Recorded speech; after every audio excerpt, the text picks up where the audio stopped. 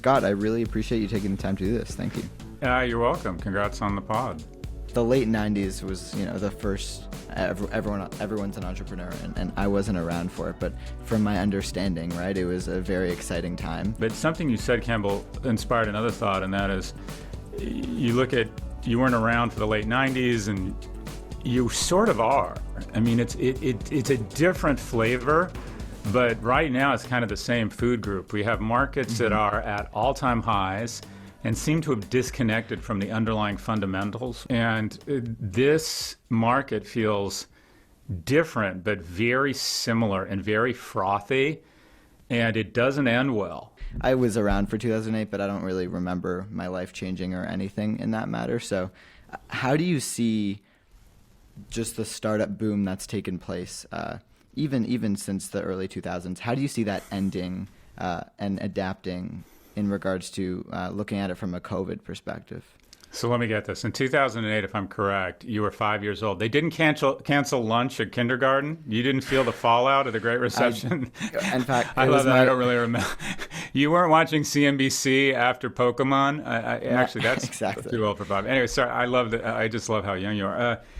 E-commerce kind of got kicked off in 2000, where it attained 1% of total retail. And then every year since then, roughly it's gained another percentage point. So March of 2020, 18% of all retail is conducted through digital channels. Okay.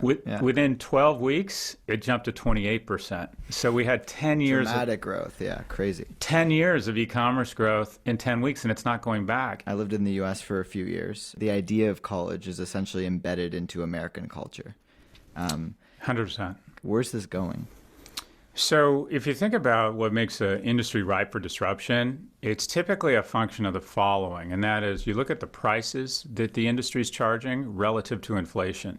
If you look at education, they have raised prices, or we have raised prices so fast, and if you walked into a classroom, you might not know right away whether it's 2020 or 1990. So I think we're going to see massive disruption and chaos. And if you think about the businesses that have been hurt the hardest, Campbell, it's the ones where you consume the product shoulder to shoulder: sports, restaurants, travel, leisure. That's education. But unlike the other industries, we haven't been preparing for it. We haven't been cutting costs. We haven't been figuring out different means of delivery. We're doing remote, but we're still in a state of denial that fall's going to be the same. Half the universities have some sort of hybrid or in-person construct still planned. So I think we have the mother of all disruption coming in a couple weeks to higher ed. Do you think they pivot towards almost more of like a media company model? Effectively, Harvard is now a $58,000 streaming video service. There's no in-person experience this fall. They're giving you content over broadband that you might not enjoy as much as Netflix, but it has credentialing and education.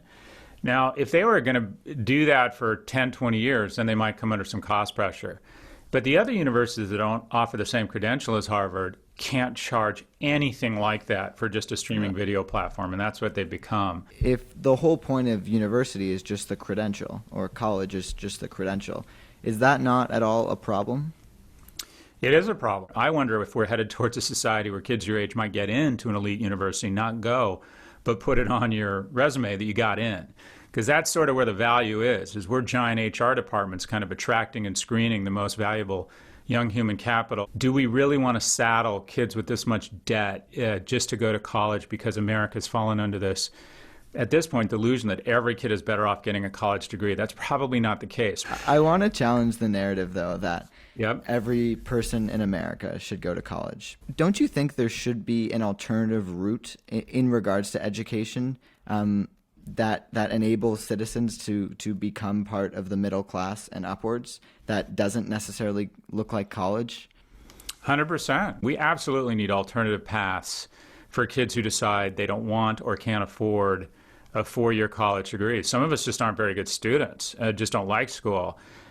We also need to, I think, figure out how corporate America creates an onboarding for kids other than the ones who just come out of a small group of schools. So yeah, I think that we absolutely have to bust out of this notion that table stakes are getting a college degree. Do you think everyone in the U.S. should go to college?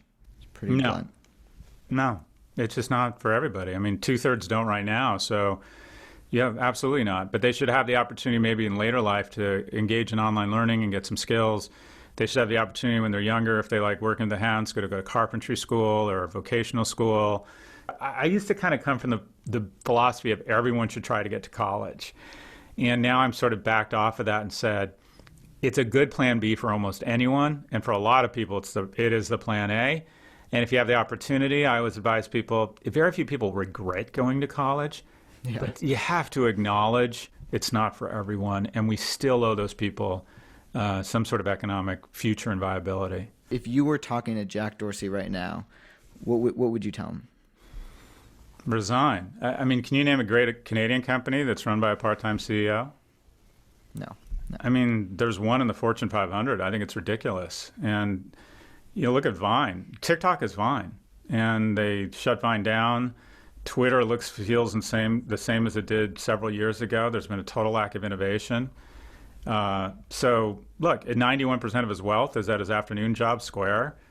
I think the board is just negligent in taking a company this important that so many people have their livelihoods dependent upon and has such influence, and saying, okay, you can spend the afternoon doing something else. It's an incredibly difficult job to manage a company, be CEO of a company on 60 hours a week. I think it's impossible on 30.